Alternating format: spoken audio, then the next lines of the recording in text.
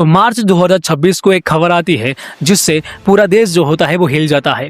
तो उस दिन क्या होता है कि हमारी देश के जो होम मिनिस्टर है वो खड़े होते हैं और ये कहते हैं कि हमारे देश में जो नक्सलिज्म है वो पूरी तरीके से खत्म हो चुका है। सालों की जंग, इतना खून और इतना कहानियां, सब कुछ खत्म हो चुका है। लेकिन जंगल के अंदर अभी भी एक सवाल जो है वो गूंज रहा है, क्या ये सच में खत्म हो चुका है या फिर ये सिर्फ चुप हो गया है।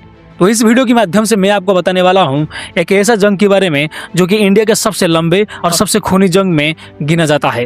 इसके साथ साथ एक जंग को जो स्कूल की किताबों में नहीं पढ़ाई गई है, एक जंग जिसने लाखों जिंदगियां बदल भी दी है।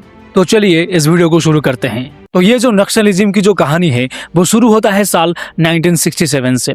वेस्ट बंगाल की जो दार्जिलिंग डिस्ट्रिक्ट है वहां पर था एक छोटे सा गांव जिसका नाम था नक्सलवाड़ी। तो यहाँ पर जो आम किसान थे वो पीढ़ियों से एक ही काम कर रहे आ रहे थे, दूसरों की जमीन में खेती करना, फसल उगाना, बारिश में भीगना और सुबह से शाम तक मेहनत करना। लेकिन जैसे ही फसल पकती थी तो वैसे ही इस फसल को उनके हाथों में ना आकर जो जमींदार थे उनके हाथ में देना। तो जमींदारों की जमीन होने की वजह से जो फार्मर्स थे वो कड़ी मेहनत करते थे, लेकिन उनके हाथ में जो फसल होती थी वो बहुत कम आती थी। कभी कभी ऐसा भी होता था कि जिस किसान का जमीन था उस जमीन को जबरदस्ती छीन लिया जाता था और जो किसान था वो रोते थे, लेकिन उनकी जो रोना थी वो कोई नहीं सुनती थी। तो ये जो गुस्सा है वो साल भर ये जो किसानों के अंदर पकती रही। तो दिन आता है 25 मई 1967। तो उस दिन क्या होता है कि ये जो गुस्सा होता है वो आग में बदल जाते हैं और ये जो किसान रहते हैं वो अभी ये कहते हैं कि भाई बस बहुत हुआ, अब हम इस चीज़ के ऊपर आवाज़ उठाएंगे। तो इस चीज़ की वजह से क्या होता है कि पुलिस आती है, गोलियां चलती है, जिसकी वजह से बहुत सारे जो किसान होती हैं उनकी जान चले जाता है। और ये जो छोटी सी घटना है वो धीरे धीरे एक बहुत बड़ी आग बन गई। ये जो आंदोलन हो रहा था, इस आंदोलन को लीड कर रहे थे 3 बहादुर जिनका नाम था चारू मजूमदार, कानू सन्याल और जंगल संताल। इनका ये मानना था कि सिर्फ वोट डालने से या फिर इलेक्शन लड़ने से कुछ नहीं बदलेगा, असली बदलाव के लिए हथियार को उठाना पड़ेगा और जो क्रांति है उसको लानी पड़ेगी। तो जिसकी वजह से क्या हुआ कि ये जो तीनों लीडर्स थे वो लोग माओ जेडोंग की जो सोच थी उसे इंस्पायर्ड हुए और इसके साथ साथ जो चाइनीज रिवॉल्यूशन हुआ था उस रिवॉल्यूशन को इंडिया में लाने की कोशिश की। माओ जेडोंग एक ऐसा रिवॉल्यूशनरी लीडर है जो कि अपने देश में एक नया जो कम्युनिस्ट मॉडल है उसको बनाए थे। तो जो माओ जेडोंग थी उनकी जो मैसेज थी वो बहुत ज़्यादा सिंपल थी, जो क्रांति है वो गाँव से शुरू होगी, किसान और जो मजदूर है वो उठेंगे, हथियार उठाएंगे और धीरे धीरे पूरे शहर को घेर लेंगे। और यही चीज था माओ जेडोंग का प्रोटेक्टेड पीपुल्स वार। तो चारू मजूमदार और उनके जो साथियां थे तो इस मॉडल को इंडिया के लिए एक बेस्ट माना। उन लोगों ने ये कहा कि चाइना का जो चेयरमैन है वो हमारा चेयरमैन है और चाइना जिस रास्ता में गया है वो हमारा रास्ता है। तो जो चारू मजूमदार है उन्होंने एक 8 डॉक्यूमेंट्स को लिखा और ये जो 8 डॉक्यूमेंट थी वो नक्सलिज्म के लिए एक धर्म की किताब बन गई। तो 1967 में क्या होता है कि नक्सलवाड़ी जो गांव थी वहां पर ये जो आंदोलन हो रही थी उस आंदोलन को देखते हुए जो चाइनीज कम्युनिस्ट पार्टी है इस चीज़ को अप्रिशिएट किया और उस चीज़ को देखने के बाद जो नक्सलिटीज थे यहाँ पर उन लोगों ने जो माओ जेडोंग की जो लिटिल रेड बुक थी वो गाँव-गाँव पे बांटा। और ये जो माओ की जो किताब थी लिटिल रेड बुक ये गांव-गांव में लोगों को पढ़ाया गया और इसके साथ साथ जो लोग पढ़े लिखे नहीं थे उन लोगों को इस किताब को लेकर सुनाया गया। और माओ जेडोंग की सोच ने इंडिया के इस छोटे से गांव को एक बड़ी आग में बदल दिया। तो ये जो सोच है वो हजारों नौजवान और जो स्टूडेंट्स थे उनको अट्रैक्ट किया और उनका ये मानना था कि यदि माओ ने चाइना में ये चीज करके दिखाया तो हम इंडिया में क्यों नहीं करके दिखाएंगे। लेकिन ये जो इन्फ्लुएंस था वो सिर्फ इंस्पिरेशनल नहीं था, वो डेंजरियस भी था, क्योंकि ये जो इन्फ्लुएंस है वो वायलेंस को ग्लोरीफाई करता था। Political power flows from the barrel of the gun. जो माओ की जो मंत्र था वो नक्सलिटीज की मंत्र बन गया।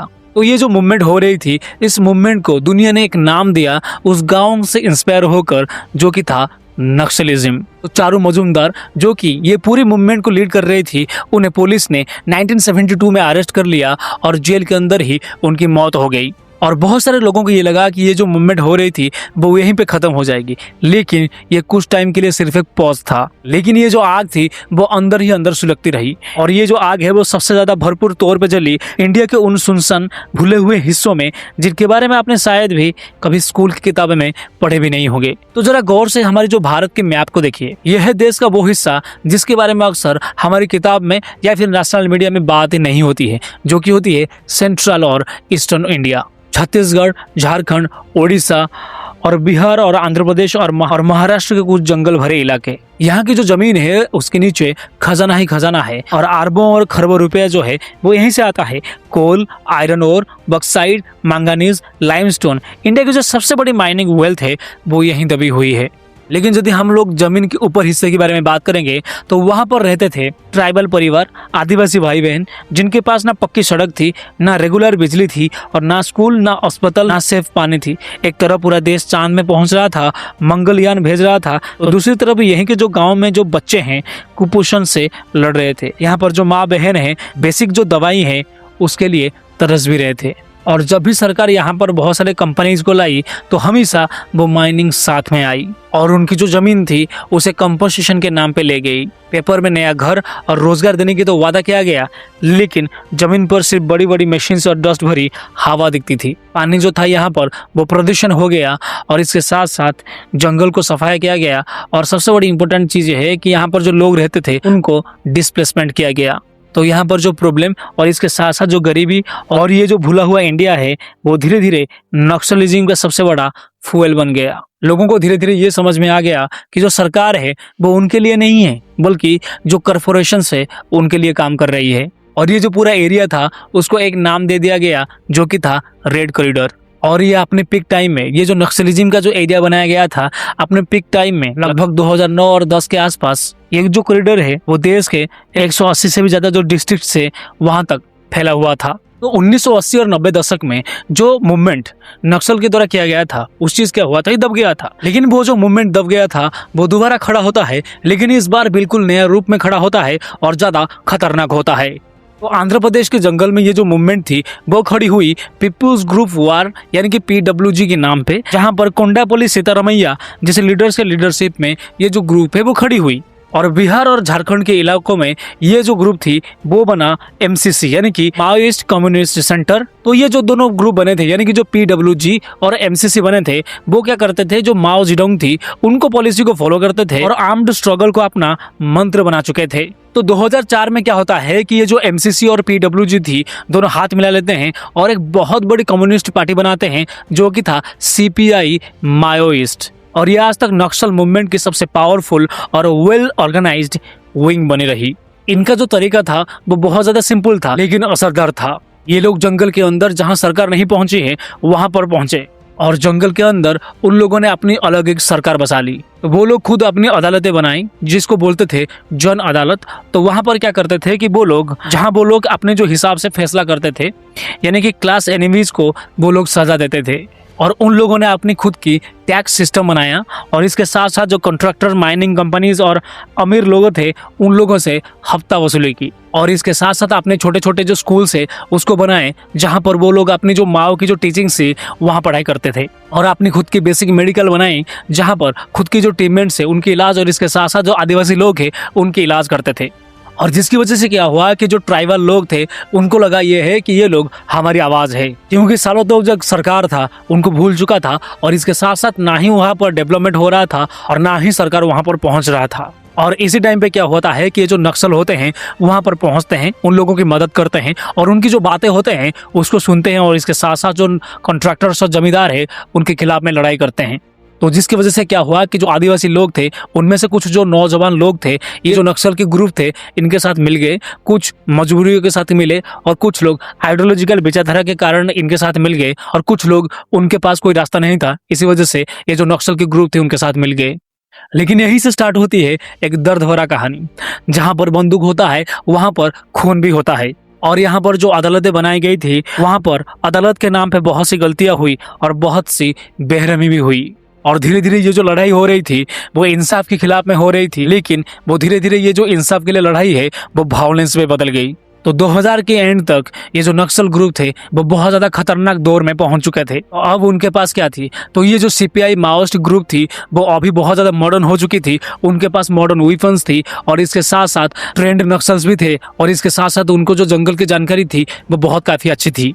और ये जो नक्सल की ग्रुप थी उनके लिए पुलिस की कैंप पर अटैक करना और इसके साथ साथ सिक्योरिटी कन्वेयर्स को ब्लास्ट से उड़ा देना, सड़कों को IED से बर्बाद कर देना, ये सब उनकी एक रूटीन बन चुकी थी। ये इतना ज़्यादा काफ़ी हो गया था, सरकार ने इसके अगेंस्ट में एक ऑपरेशन चलाया जिस ऑपरेशन का नाम दिया ऑपरेशन ग्रीन हंट।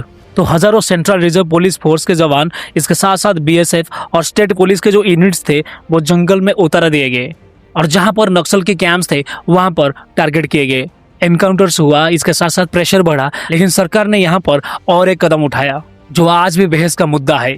तो छत्तीसगढ़ में क्या हुआ कि जो लोकल ट्राइबल लोग थे उनको हथियार देकर एक एंटी नक्सल मिलिशिया बना दी और उनकी नाम दिया गया सलवा जुडुम, यानी कि शांति मार्च। और ये जो चीज हुआ, इसका आइडिया जो था वो बहुत ज्यादा सिंपल था, ट्राइबल ही ट्राइबल से लड़ेंगे। लेकिन असल में ये एक भाई भाई की जंग बन गई और एक ही गांव दो हिस्सों में बट गया। कुछ लोग सलवा जुडुम को सपोर्ट किए तो कुछ लोग नक्सल को सपोर्ट किए और ये इतना ज्यादा भावलेशन हो गया कि यहाँ पर रेप, मर्डर और इसके साथ साथ जो गांव थी उसको जला दिया गया। जिसकी वजह से क्या है कि साल 2011 में जो सुप्रीम कोर्ट थी उसने इस मामले में दखल दी। तो जो सलवा जुडुम बनाया गया था उसको गैर कानून बता दिया गया और इसको तुरंत खत्म करने के लिए ऑर्डर दिया गया। तो जो लोग सलवा जुडुम के साथ जुड़े हुए थे वो लोग ना ही नक्सल थे और ना ही सरकार की तरफ से थे, वो लोग बीच में फंस गए थे, जिसकी वजह से उन लोगों की जिंदगी तो बर्बाद हुई। वो लोग मजबूर होकर अपने गांव को छोड़कर चले गए। तो इस चीज़ को और भी अच्छे से समझने के लिए मैं आपको बता दूं कि जरा इमेजिन कीजिए कि आप एक ऐसा गांव पर रह रहे हैं जहां पर दिन में पुलिस आपके घर में के दरवाजे पे आता है और आपको ये पूछता है क्या तुमने नक्सल को खाना दिया है और क्या उनके बारे में तुम लोगों को कुछ पता है। और यदि आप लोग गलत बताते हो तो पुलिस आपको मारपीट करती है। और वही दिन रात को क्या होता है कि नक्सल आपके दरवाजे में आते हैं और ये कहते हैं कि क्या तुमने पुलिस को कुछ बताई। यदि आप लोग गलत जवाब देते तो आप लोगों की उस टाइम पे सजा दी जाती थी। और ये थी वही असली इंडिया जो कि ना कभी न्यूज में आता था और ना ही कभी टीवी में इस बारे में डिबेट बनता था। तो ये ऑपरेशन ग्रीन हंट के बाद क्या होता है कि जो अमित शाह रहते हैं वो पार्लियामेंट में खड़ा होकर ये बोलते हैं कि जो नक्सलिज्म है वो हमारे देश में लगभग खत्म हो चुकी है। लगभग जो 88% उनकी जो कैंप्स थी उसको खत्म की गई है और उस कैंप्स में अब स्कूल्स और सेवा केंद्रों में बदल दिया गया है और ट्राइबल परिवार को जिंदगी के लिए गाय भैंस खेती के टूल्स और रोजगार के मौका दिया जा रहा है। और रेड कॉरिडोर जो एक समय पूरा देश को छीनने की कोशिश कर रहा था वो अब धीरे धीरे नॉर्मल भारत में बदल रहा है। तो ये सारी चीज़ें होने के बाद अभी भी एक सवाल खड़ा ये होता है कि क्या हमारी देश से जो नक्सलिज्म है वो ख़त्म हो चुका है या फिर अभी भी है।